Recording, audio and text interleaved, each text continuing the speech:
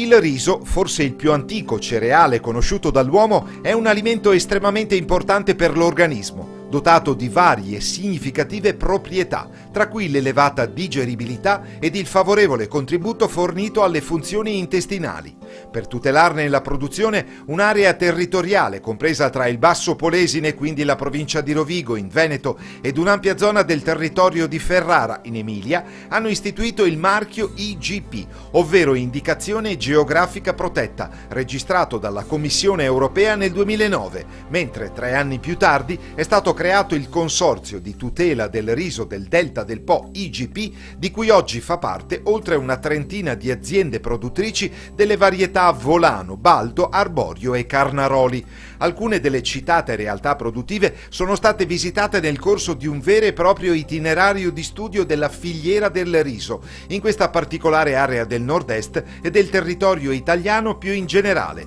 Si è trattato di un'occasione estremamente interessante per apprezzare il rigore della produzione e del controllo del prodotto, regolate da uno specifico disciplinare che tutte le aziende produttrici IGP sono tenute strettamente ad osservare, non solo ma per definire un autentico marchio di distintività, in linea con le esigenze di un mercato sempre più selettivo e concorrenziale. Il Consorzio ha istituito dei bandi di filiera per i finanziamenti alle aziende fortemente legati all'innovazione, con 10 punti aggiuntivi riservati agli imprenditori che presentino progetti in questo senso, anche se il modello di partenza resta comunque quello della filiera agricola, per garantire sostegno a tutto il circuito produttivo, con particolare riferimento al primo anello della catena, ovvero l'agricoltore. Le regioni Emilia e Veneto hanno colto in pieno il valore dell'opportunità offerta dalla risicoltura, destinando ben 8 milioni complessivi agli investimenti nel settore.